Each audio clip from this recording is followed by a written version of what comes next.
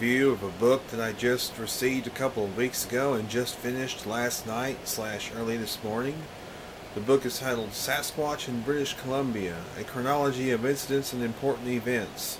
Christopher L. Murphy in association with Thomas Steenburg.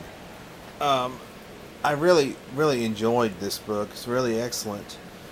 For those who want a true picture of the research and the history of reports in British Columbia, I recommend this book.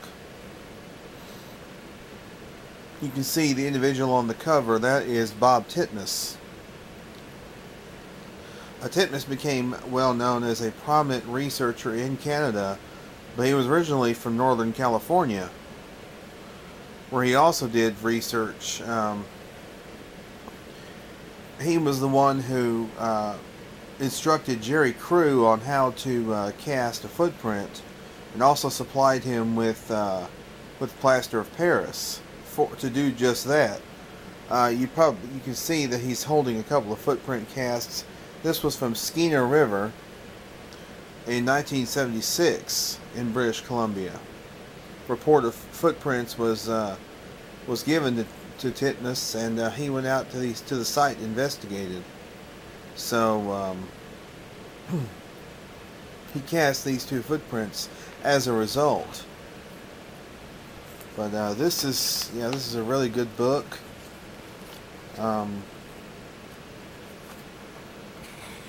It basically goes from the year 1799 all the way up to April of 2011.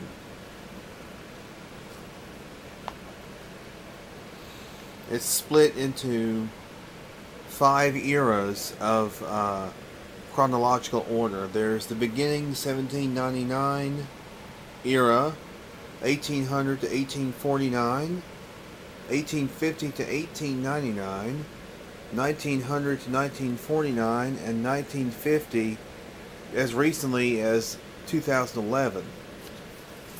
So really interesting how the author goes through all the different iterations of the reports, and also important events as well.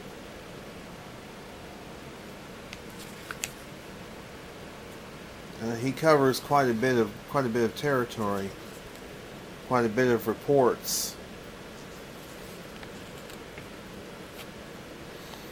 including, of course, the more famous reports, such as the Jacko report, and also the Chapman incident,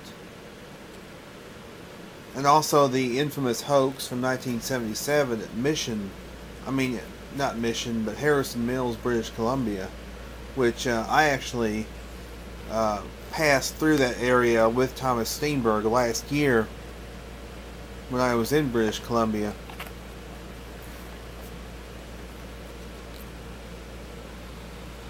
But there's all kinds of great photography in here. There's even Google Earth shots of different areas, different landmarks, things of that nature. That's what appears to be a cave called Sasquatch Cave. Place called Hidden Lake.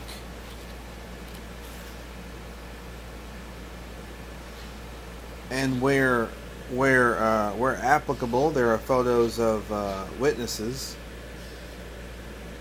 Important events such as Rene Dahinden going to Moscow in the early 70s to try and raise awareness of the Patterson-Gimlin film and try and get some scientific study done on it.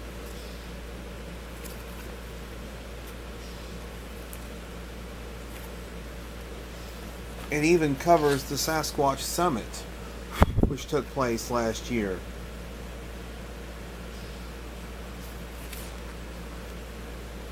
And there's a a lengthy article that is included in here by John Bendernagel, which was an article he wrote for a magazine.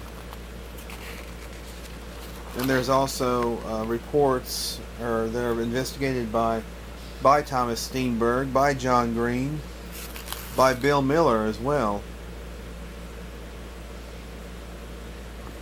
There's reports from John Green's books as well as Thomas Steenburg's books. But also there are reports from John Green's database, John Green's sightings database, also Thomas Steenburg's database, also the BFRO. There's reports from BFRO. There's also reports from other books on Sasquatch. And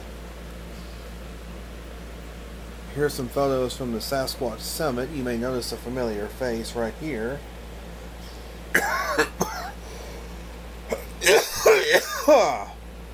That's Al Hodgson and his son Michael.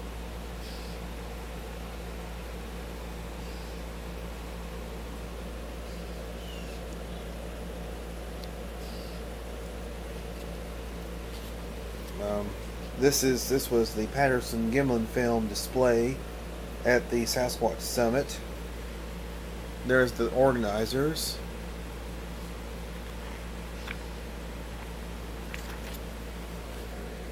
John Green, Al Hodgson, and Bob Gimlin. And that's the commemorative booklet. The speakers at the event. These were the dancers at the event. There's also an interesting section there with statistics considerations.